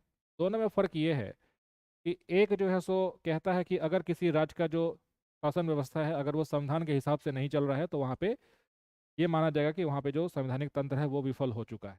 ठीक है, ये कहता है, यानी कि यहाँ पे आपको काफ़ी इंक्लूसिव है, काफ़ी वाइड इसका कॉनोटेशन हो सकता है। ठीक है, लेकिन यहाँ पे एक पर्टिकुलर केस की बात करता है। पर्टिकुलर केस क्या कहता है कि अगर कोई राज्य केंद्र के द्वारा जो भी दिशा निर्देश दिए जा रहे हैं, है ना, अगर उसको अनुपालन करने से मना करता है, अगर उसको अवहेलना करता है, नहीं मानता है, तो ये ऐसा माना जाएगा कि उस राज्य में संवैधानिक तंत्र जो है सो विफल हो चुका है। तो दोनों के बेसिस पे आप जो है सो राष्ट्रपति शासन किसी भी राज्य में लगाए, है ना, जा सकते हैं। लेकिन जो मुख्यतः जिसको हम लोग कहते हैं, जो आर्टिकल बार बार, है ना, आपको देखने को मिलेगा प्रेसिडेंट्स रूल को लेकर के, ये 356 ही है, लेकिन 365 भी एक आर्टिकल है जिसके बेसिस पे राष्ट्रपति शासन है सो लगाया जा सकता है। ठीक, अब देखते हैं कि जो, है ना, प्रोसीड्योर क्या है। Procedure procedure for imposition of procedure for imposition of president's rule. President's rule का प्रोसीड्योर क्या है for imposition of president's rule? तो सबसे पहला प्रोसीड्योर ये हो जाएगा, the first procedure will be, first procedure will be on the report of governor और otherwise, on the report of governor, governor और अदरवाइज, और अदरवाइज। ठीक है, इसका क्या मतलब है? इसका मतलब ये है कि या तो उस राज्य का जो गवर्नर है ना, सपोज कि यह हमारा है सो प्रेसिडेंट का ऑफिस है, प्रेसिडेंट है, ठीक है, यह हमारा जो है सो गवर्नर है, गवर्नर है, और यह जो है हमारा जो है सो स्टेट, स्टेट। तो आपको मालूम है कि जो गवर्नर है ये स्टेट का है सो हेड होता है। अगर गवर्नर को ऐसा लगता है कि जो राज्य है इसमें शासन व्यवस्था ठीक तरीके से नहीं चल रहा है, यहाँ पे जो संवैधानिक तंत्र है सो विफल हो चुका है, तो ऐसे में ये सेंटर को रिपोर्ट कर देगा, यानी कि प्रेसिडेंट को है सो रिपोर्ट कर देता है, रिपोर्ट कर देगा और कहेगा कि देखिए ये जो राज्य है यहाँ पे जो है सो फेल्योर ऑफ कॉन्स्टिट्यूशनल मशीनरी हो चुका है, संवैधानिक तंत्र है सो पूरी तरीके से विफल हो चुका है, तो यहाँ पर है सो राष्ट्रपति शासन लगा देना चाहिए। ठीक, लेकिन क्या ये मैंडेटरी है कि जब गवर्नर रिपोर्ट भेजेगा उसके बाद ही राष्ट्रपति शासन है सो लगाया जाता है? तो ऐसा मैंडेटरी नहीं है, ये बिना उसके रिपोर्ट के भी है सो लगाया जा सकता है। यानी कि अगर केंद्र सरकार को ऐसा लगता है कि कोई स्टेट, है ना,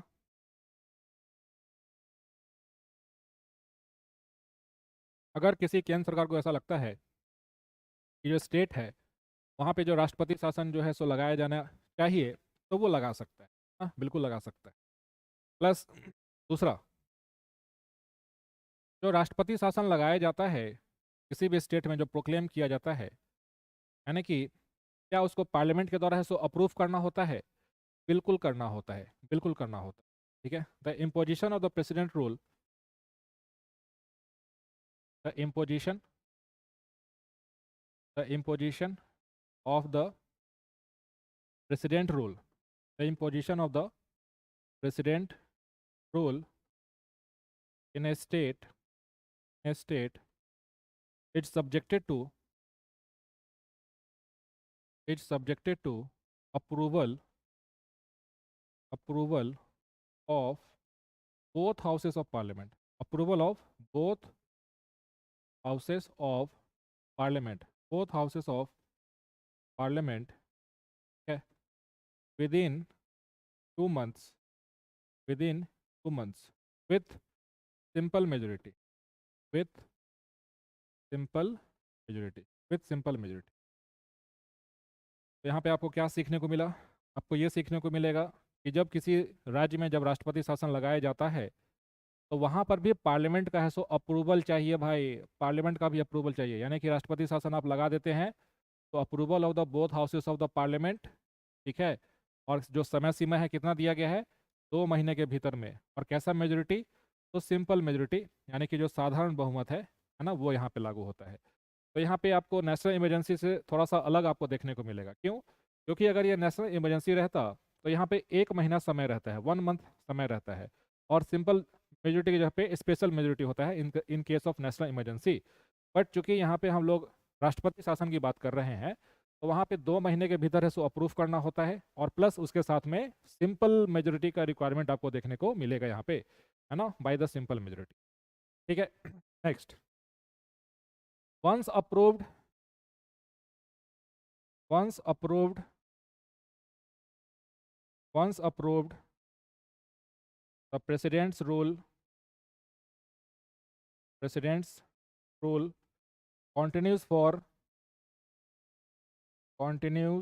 for next 6 months, continues for 6 months, है ना, continues for 6 months, यानी कि एक बार जब उसको अप्रूव कर दिया जाएगा तो अगले 6 महीने तक जो है सो राष्ट्रपति शासन उस राज्य में है सो लागू रह सकता है। ठीक है, लेकिन आपसे एग्जाम में एक पॉइंट यहाँ पे पूछा जाता है कि अगर किसी राज्य में राष्ट्रपति शासन अगर लगाया गया है तो आपके संविधान के हिसाब से उस राज्य में मैक्सिमम जो है सो कितने समय तक जो है सो टोटल है सो राष्ट्रपति शासन है सो लगाया जा सकता है, यानी कि what is the maximum limit up to which in any state the president rule can be impose in one go, यानी कि अगर किसी राज्य में राष्ट्रपति शासन लगाया गया है तो वो मैक्सिमम कितने समय तक है सो कंटिन्यू कर सकता है। देखो एक बार में तो 6 महीना होता है, लेकिन 6 महीना करके आपने फिर बढ़ा दिया, फिर 6 महीना करके आपने बढ़ा दिया, फिर 6 महीना करके आपने बढ़ा दिया, तो ऐसे बढ़ा बढ़ा करके आप मैक्सिमम कितना कर सकते हैं। तो मैक्सिमम आंसर करिए, मैं देखना चाहता हूँ आप लोग जो कमेंट करते हैं। मेरा सवाल ये है कि किसी भी राज्य में राष्ट्रपति शासन एक बार में मैक्सिमम कितने समय तक है सो लगाया जा सकता है ना, उसका क्या ड्यूरेशन है, क्या वो 1 साल है, क्या वो 2 साल है, क्या वो 3 साल है, क्या वो 4 साल है, क्या वो 5 साल है, क्या जवाब होगा कमेंट करिए। मैं देखना चाहता हूँ कि आप लोग का तैयारी इसमें है कि नहीं, बताइए क्या आंसर होगा।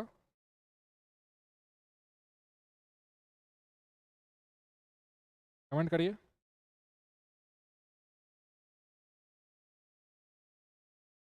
सनी ने कहा है 2 years। अच्छा, बाकी लोग बताइए।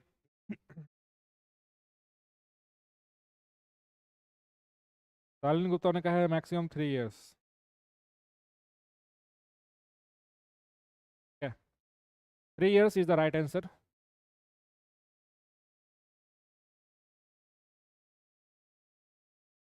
The maximum duration for which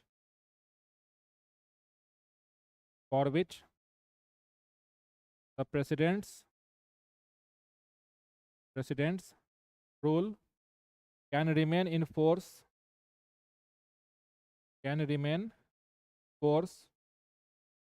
is 3 years। यानी कि आपको याद रखना है किसी भी राज्य में जो राष्ट्रपति शासन है ये अधिकतम अधिकतम से अधिकतम 3 साल तक ही है सो लागू हो सकता है। 3 साल से ज़्यादा किसी भी राज्य में राष्ट्रपति शासन लागू नहीं हो सकता। ठीक है, मैक्सिमम लिमिट क्या है, 3 years है। सानू ने कहा 3 years, इकबाल अली कह रहे हैं 2 साल, वंदना ने कहा है 3 years। यस, तो कुछ लोग यहाँ पे गलत है, कुछ लोग हैं सो सही हैं। तो कहने का मतलब है कि अगर मैं इसको समझाऊँ कि सपोज कि आपने राष्ट्रपति शासन, देखो यहाँ पे एक और कॉन्सेप्ट भी है, कॉन्सेप्ट भी समझ लेना कि देखो कि सपोज कि किसी स्टेट में है सो राष्ट्रपति शासन आपने लगाया, तो आपने सपोज कि 6 महीना के लिए लगा दिया, 6 months के लिए, फिर से 6 महीना का इसको एक्सटेंड कर दिया गया, फिर से 6 महीना एक्सटेंड कर दिया गया, 6 months एक्सटेंड कर दिया गया, यानी कि आप कह सकते हैं कि अब ये दोनों मिला करके है सो 1 साल हो चुका है, 1 year हो चुका है। तो आपके संविधान में ऐसा कहा गया है कि अगर किसी राज्य में राष्ट्रपति शासन अगर 1 साल से ज़्यादा अगर लागू करना है, 1 साल से अगर ज़्यादा लागू करना है, तो 2 कंडीशंस जो है सो फुलफिल होने चाहिए, तभी जाकर के आप किसी भी देश किसी भी राज्य में राष्ट्रपति शासन 1 साल से ज़्यादा आप लागू करके रख सकते हैं। पहला कंडीशन क्या है कि operation of national emergency, operation of national emergency. दूसरा कंडीशन क्या है, दूसरा कंडीशन ये है कि election commission election commission election commission certifies that certifies that elections cannot be contested, cannot be conducted in that state। कहने का मतलब है कि अगर किसी राज्य में, है ना, 6 महीना करके अगर अपने साल भर है सो राष्ट्रपति शासन लगा दिया है, this is the presidents rule. अगर आप इसके बियॉन्ड इमरजेंसी लागू करना चाहते हैं, तो ये जो 2 कंडीशन है कि देश में कहीं पर भी, हाँ, यानी कि हमारे देश में देखो जो राष्ट्रीय आपातकाल है, जो नेशनल इमरजेंसी है, इसको आप ऐसे समझिए कि या तो ये पूरे देश में एक साथ है सो लागू किया जा सकता है, या फिर देश के किसी हिस्से में भी है सो, है ना, किसी पार्ट में भी है सो राष्ट्रीय आपातकाल है सो लगाया जा सकता है। तो ये कहता है कि जब भी किसी राज्य में साल भर से ज़्यादा अगर आप राष्ट्रपति शासन को कंटिन्यू करना चाहते हैं, यानी कि आपने एक बार 6 महीना के लिए कंटिन्यू किया, फिर 6 महीना बढ़ा दिया, तो दोनों मिलाकर के साल भर हो गया, तो उसके बियॉन्ड अगर आप किसी राज्य में राष्ट्रपति शासन लगाना चाहते हैं, तो दो कंडीशन साथ में फुलफिल होने चाहिए। एक कि या तो पूरे भारत में या फिर भारत के किसी हिस्से में राष्ट्रीय आपातकाल है सो लगा हो, और दूसरा इलेक्शन कमीशन, यानी कि जो हमारा इलेक्शन कमीशन ये सर्टिफाई कर दे कि जिस भी राज्य में राष्ट्रपति शासन लगा है वहाँ पर हम चुनाव कराने में अभी अयोग्य हैं, we are incapable to conduct election in that particular state. तो अगर ये दो कंडीशंस फुलफिल होते हैं, देन आपका जो इमरजेंसी जो स्टेट इमरजेंसी है इसको फिर से एक्सटेंड किया जा सकता है, फिर से 6 महीने के लिए, फिर से 6 महीने के लिए। फिर अगर इसको फर्दर एक्सटेंड करना है तो फिर से ये कंडीशन है सो फुलफिल होना चाहिए, ठीक है। फिर से अगर इसको एक्सटेंड करना है 6 महीने के लिए, फिर से ये कंडीशन फुलफिल होना चाहिए, और फिर से अगर 6 महीना एक्सटेंड करना है तो फिर से ये कंडीशन है सो फुलफिल होना चाहिए। लेकिन आप देखिए कि ऐसे करके 1 साल इधर हो गया, 2 साल इधर हो गया, और 3 साल इधर हो गया, यानी कि जो टोटल अवधि है, टोटल ड्यूरेशन है, टोटल ड्यूरेशन कितना हो गया जी किसी राज्य में राष्ट्रपति शासन लगाए हुए यहाँ पे, तो 3 ईयर्स हो गया, 3 साल हो गया, साल।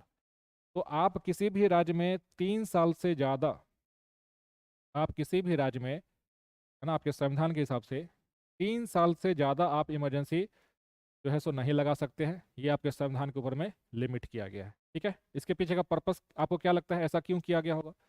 ऐसा इसलिए किया गया है क्योंकि हमारे देश में, हमारे संविधान में क्या सब है, तो फेडरल फीचर्स है, हमारे संविधान में फेडरल फीचर्स है, यानी कि राज्यों को भी उतना ही शक्ति दिया गया है ना। हालांकि राज्यों को शक्ति कम है केंद्र से, है ना, सेंट्रल से शक्ति कम है, बट फिर भी जो भी शक्ति है उसके तहत उसको है सो अपना सरकार चलाना होता है। लेकिन अगर आप ऐसा नहीं करेंगे, ऐसा लिमिट अगर, ये जो है हालांकि 44th अमेंडमेंट से जोड़ा गया है, इसके पीछे का पर्पस यही है कि केंद्र सरकार किसी भी राज्य में है सो, है ना, हमेशा के लिए, अनंत समय के लिए राष्ट्रपति शासन है सो लागू करके नहीं रख सकता है, उसके ऊपर में कंट्रोल, है ना, करने के लिए ये जो है प्रोविजन, है ना, जोड़ा गया है, ठीक है। क्लियर है? अब हम लोग देखते हैं कि अगर किसी राज्य में जो प्रेसिडेंट रूल है सो लगाया जाता है, उसका प्रभाव क्या होता है, impact of president rule, impact of president's rule in A state. अगर किसी भी राज्य में राष्ट्रपति शासन अगर लगाया जा रहा है, उसका प्रभाव क्या होता है? तो सबसे पहला प्रभाव होता है कि वहाँ का जो राज्य सरकार है, जो स्टेट गवर्नमेंट है, उसको सस्पेंड कर दिया जाता है। State government will be suspended, state government will be suspended, state government will be suspended, will be suspended, and the executive power of the state and the executive power of the state lies with the president of India, lies with the president of India। यानी कि उस राज्य का जो executive power है ना, वो राष्ट्रपति के पास में चला जाता है, और उस राज्य की जो सरकारें हैं, जो स्टेट गवर्नमेंट है, जो मंत्री परिषद है, जो काउंसिल ऑफ मिनिस्टर है, उसको सस्पेंड करके रखा जाता है, ठीक है। दूसरा, parliament can make laws, parliament can make laws with respect to that subject, with respect to that state, with respect to that state। यानी कि उस राज्य के जो भी ना कानून बनाने का जो भी प्रावधान, उसके पास जो भी पावर है, ये संसद के पास में चला जाता है। हालांकि संसद, जो पार्लियामेंट है, चाहे तो अपने इस अधिकार को राष्ट्रपति को भी सौंप सकता है, समझ में गया। लेकिन आपको ऐसे याद रखना है कि जो उस स्टेट में जहाँ पर भी राष्ट्रपति शासन लगाया गया है, तो उस राज्य में उसके लिए संसद जो है सो कानून बना सकता है, ठीक है।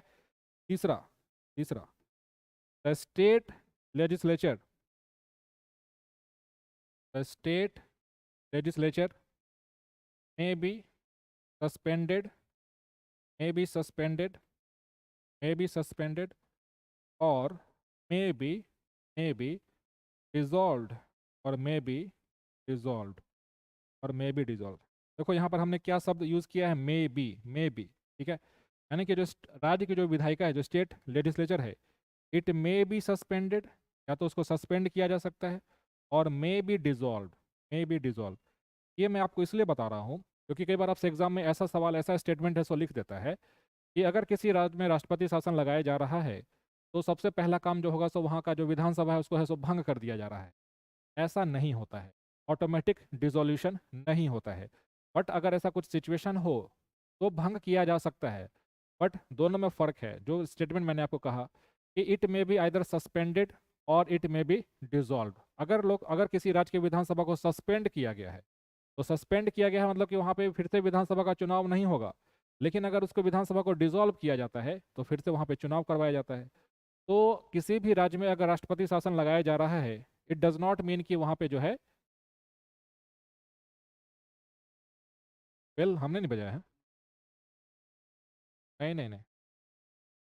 तो जो राष्ट्रपति शासन जो लगाया जाता है तो इसमें दोनों केस पॉसिबल है कि या तो सस्पेंड करके रखा जा सकता है या उसको भंग भी किया जा सकता है। ठीक है, तो देखोगे ये एक ऐसा प्रोविज़न है, हाँ, ये एक ऐसा प्रोविज़न है आर्टिकल 356।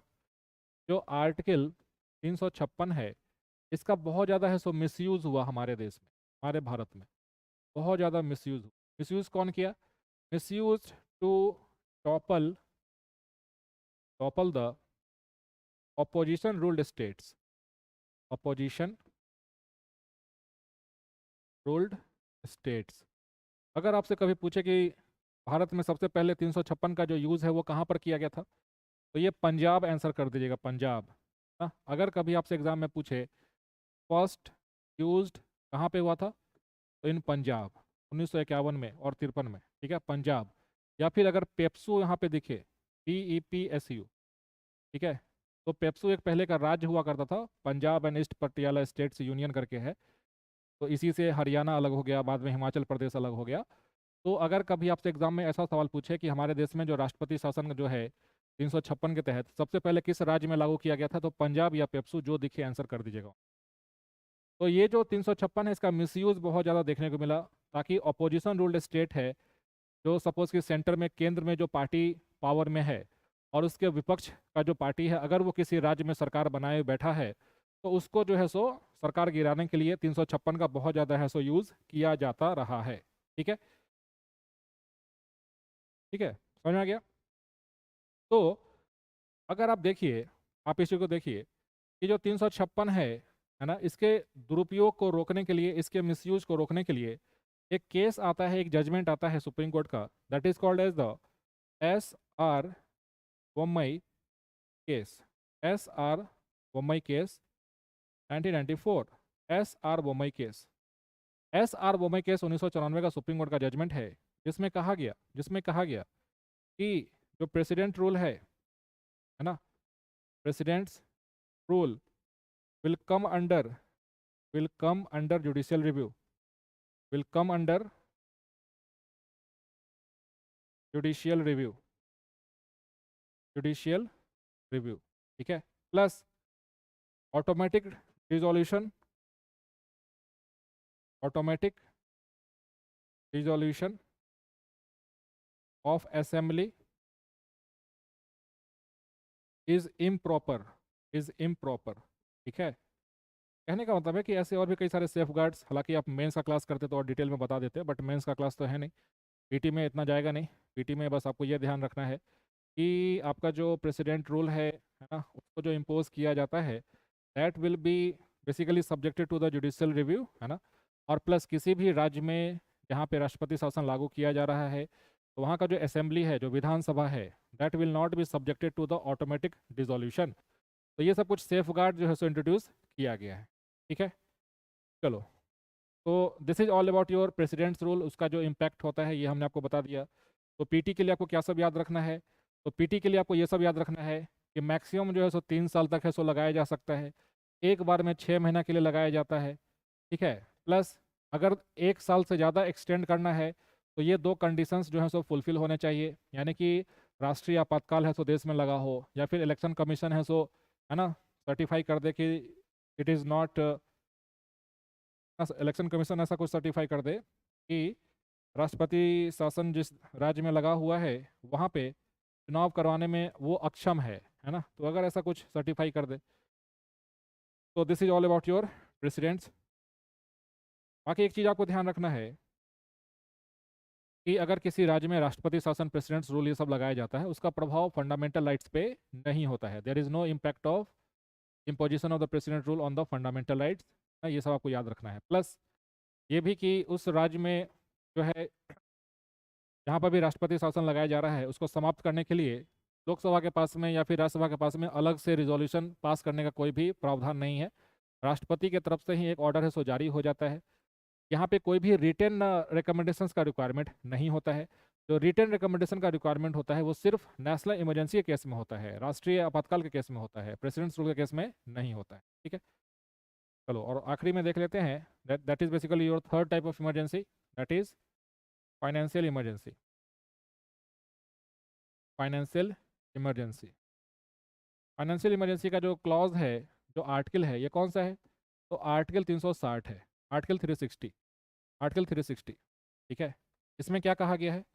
इसमें यह कहा गया है कि when the financial stability, when the financial stability or the credit of India, when the financial stability or the stability or the credit of India, when the financial stability or the credit of India or any part of it is threatened, then when the financial stability or the credit of India or any part of it is threatened, then financial emergency can be financial emergency can be proclaimed by the president, proclaimed by the president, समझ गया? When the financial stability or the credit of India is threatened, यानी कि हमारे देश का जो वित्तीय जो कंडीशन है, अगर उसमें कुछ भी किसी भी तरीके से गड़बड़ी आता है, ठीक है, तो इस देश में है सो फाइनेंशियल इमरजेंसी है सो लागू किया जा सकता है। कौन करता है? तो भारत के राष्ट्रपति करते हैं, ठीक। प्लस आपको यह भी याद रखना है कि क्या यहाँ पे पार्लियामेंट का है सो अप्रूवल चाहिए? बिल्कुल चाहिए, पार्लियामेंट का अप्रूवल चाहिए होता है। पार्लियामेंट्स अप्रूवल, ठीक है, विदिन 2 मंथ्स और प्लस सिंपल मेजोरिटी, ठीक है। आपको एक पॉइंट ये भी याद रखना है कि एक बार अगर फाइनेंशियल इमरजेंसी को लागू किया जाता है और उसको अप्रूव कर दिया जाता है तो कितने समय के लिए? ड्यूरेशन क्या होता है, कितने समय तक ये लागू होता है? तो इनडेफिनिट टाइम, यानी कि हमारे संविधान में ऐसा बिल्कुल नहीं लिखा गया है कि एक बार जब उसको अप्रूव कर दिया जाता है तो 1 महीने के लिए लगेगा, कि 6 साल के लिए लगेगा, कि 6 महीने के लिए लगेगा, कि साल भर के लिए लगेगा। ऐसा कुछ नहीं लिखा गया है। यानी कि एक बार जब ऐसा कुछ वित्तीय आपातकाल फाइनेंशियल इमरजेंसी को प्रोक्लेम कर दिया जाता है आपके देश में राष्ट्रपति के द्वारा, तो उसको जब पार्लियामेंट अप्रूव कर देता है 2 महीने के भीतर में सिंपल मेजोरिटी से, तो वो वहीं से है ना आगे की ओर है सो लागू हो जाता है, अनलेस कि उसको फिर से हटाने के लिए एक नया प्रोक्लेमेशन राष्ट्रपति की तरफ से ना जारी कर दिया जाए। ठीक है, तो यहाँ पे कोई भी टाइम ड्यूरेशन है सो मेंशन नहीं किया गया है। आपको ये याद रखना है कि जो फाइनेंशियल इमरजेंसी है आज तक हमारे देश में कितनी बार लागू किया गया है? तो ये आज तक हमारे देश में एक बार भी लागू नहीं किया गया है। ठीक है, नेवर बीन यूज्ड, यानी कि ये जो प्रोविजन है 360, इसका आज तक हमारे देश में कभी भी यूज नहीं किया गया है। It has never been used. बाकी जो राष्ट्रपति शासन है वो तो कई बार है सो लागू किया जा चुका है अलग अलग राज्यों में। अगर बिहार में देखोगे तो बिहार में तो 8 बार है सो लागू किया जा चुका है। अगर आप नेशनल इमरजेंसी की बात करते हैं, राष्ट्रीय आपातकाल की बात करते हैं, तो वो 3 बार है सो हमारे देश में लागू हो चुका है। लेकिन ये जो वित्तीय आपातकाल है ये आज तक हमारे देश में कभी भी लागू नहीं हुआ है, प्लस इसका प्रभाव क्या होता है, इसका इम्पैक्ट क्या होता है? What is the impact impact. तो जो भारत के राष्ट्रपति हैं एक ऑर्डर है सो जारी करके और स्टेट को कह सकते हैं, राज्यों को कह सकते हैं कि जितने भी उसके एम्प्लॉई हैं उसके सैलरी को रिड्यूस करना, reduction of salary of state government employees, state employees, state employees plus reduction of salary of union employees, union employees और plus reduction of salary of supreme court जज एंड हाई कोर्ट जज and high court जज and high court जज। ठीक है, plus एक और point आप यहाँ पे लिख लो, एक और पॉइंट यहाँ पे लिख लो कि ये जो फाइनेंशियल इमरजेंसी है का प्रभाव एक और भी होता है कि the state bills related to money bills plus financial bills etc. are reserved for the President of India, for the President of India, President of India। कहने का मतलब है कि जिस, आप देखिए कि हमारे देश में सो फाइनेंशियल इमरजेंसी चल रहा है, वित्तीय आपातकाल है सो लागू है, तो वैसे केस में जो भी स्टेट, जो भी राज्य सरकारें हैं वो अगर कोई मनी बिल लेकर के आता है, कोई फाइनेंशियल बिल लेकर के आता है, तो वैसे बिल को है सो, है ना, सेंटर के पास में बेसिकली भेज दिया जाता है। ठीक है, तो ये आप देख सकते हैं कि ये जो प्रभाव है, बाकी फाइनेंशियल इमरजेंसी में किसी का फंडामेंटल राइट्स को कर्ब नहीं किया जा सकता है। जो फंडामेंटल राइट्स को जो कर्ब करने की बात होती है that is only applicable in the case of national emergency. Fundamental rights को ना ही राष्ट्रपति शासन केस में कम किया जा सकता है, ना ही फाइनेंशियल इमरजेंसी केस में कम किया जा सकता है, बिल्कुल कम नहीं किया जा सकता है। प्लस जो नेशनल इमरजेंसी होता है, राष्ट्रीय आपातकाल होता है, आप कुछ कॉन्सेप्ट को समझिए, कुछ कॉन्सेप्ट को समझिए कि जब देश में राष्ट्रीय आपातकाल लगा है तो क्या उस समय किसी राज्य के सरकार को है सो निलंबित किया जाता है क्या? नहीं किया जाता है। वो तब किया जाएगा जब वहाँ पे राष्ट्रपति शासन है सो लागू हो रहा है। ठीक है, तो ये सब कुछ बेसिक चीज़ें हैं, आपको है सो याद रखना है। तो I hope this is all about your, है ना, emergency provisions. This is all about your emergency provision.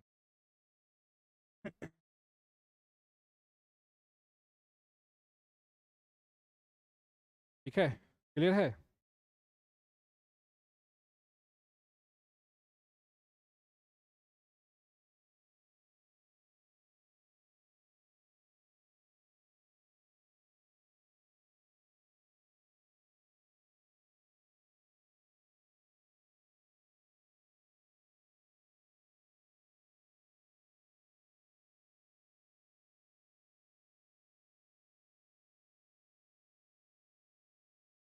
Clear है? क्या बोल रहे हो Iqbal Ali? Any part of it मतलब? सर प्रेसिडेंट रूल में फंडामेंटल राइट सस्पेंड होंगे? अरे नहीं भाई, बिल्कुल नहीं। प्रेसिडेंट रूल में फंडामेंटल राइट सस्पेंड नहीं होते हैं, ये आपको याद रखना है। सनी कह रहे हैं कि सर मणिपुर में कब से लगा हुआ है? मणिपुर में प्रेसिडेंट्स रूल जो है फरवरी से लगा हुआ था। ठीक है, अगर आप देखें जो मणिपुर है, मणिपुर में जो राष्ट्रपति शासन जो लगा हुआ था ये लागू हुआ था फरवरी में, फरवरी 2025 में। लेकिन इसको फिर से एक्सटेंड कर दिया गया अगस्त के महीने में।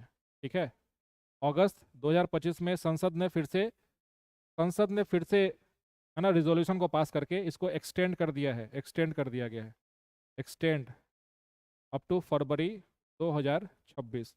अब देखो फरवरी 2026 से अगर आगे एक्सटेंड करना होगा, अगर फरवरी 2026 से आगे एक्सटेंड करना होगा तो दो कंडीशन है सो फुलफिल होने चाहिए। या तो हमारे देश में कहीं पे राष्ट्रीय आपातकाल है सो लागू हो और election commission of India certify कर दे कि हम यहाँ पे इलेक्शन नहीं करवा सकते हैं, तो वैसे केस में ही फिर से फरवरी के बाद जो है मणिपुर में राष्ट्रपति शासन जो है ना, बढ़ाया जा सकता है।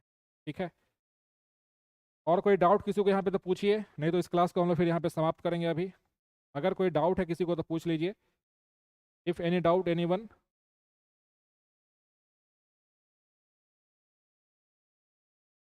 जो फंडामेंटल राइट्स है उसको सिर्फ और सिर्फ नेशनल इमरजेंसी के केस में है सो सस्पेंड किया जाता है। प्रेसिडेंट्स रूल में या फिर फाइनेंशियल इमरजेंसी में आपके फंडामेंटल राइट्स को सस्पेंड नहीं किए जाते हैं, ये आपको याद रखना है।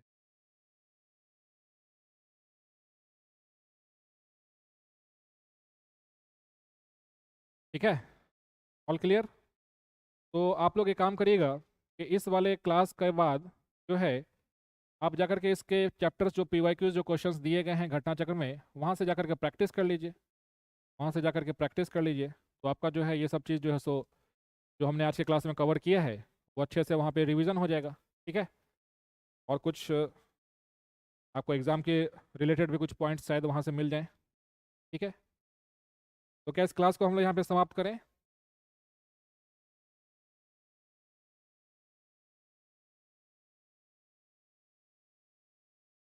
चलिए फिर हम लोग इस क्लास को यहाँ पे समाप्त करते हैं, और कल हम लोग मिलेंगे नए टॉपिक्स के साथ में, that is local government. Local government यानी कि जो पंचायत है, इसको लेकर के कल हम लोग डिस्कस करेंगे, पंचायत को लेकर के, क्योंकि यहाँ से अक्सर बीपीएससी है तो कुछ ना कुछ सवाल जरूर पूछता है। तो कल उसको डिस्कस करके, और जो परसों है उसमें आखिरी क्लास हमारा हो जाएगा, जिसमें हम लोग जो इम्पोर्टेंट जो कॉन्स्टिट्यूशनल बॉडीज़ है उसके बारे में मैं आपको ब्रीफ बता दूंगा कि अगर कभी वहाँ से सवाल पूछेगा तो किस तरीके से पूछा जा सकता है। तो जो इम्पोर्टेंट बॉडीज़ हैं उसके बारे में डिस्कस करवा के फिर इस बैच को हम लोग यहाँ पे वाइंड अप कर देंगे। ठीक है, तो 2 क्लास पॉलिटी का आपका और बचा हुआ है, कल होगा, यानी कि 30 को और 31 को लास्ट हो जाएगा, 31 को है सो लास्ट हो जाएगा। ठीक है,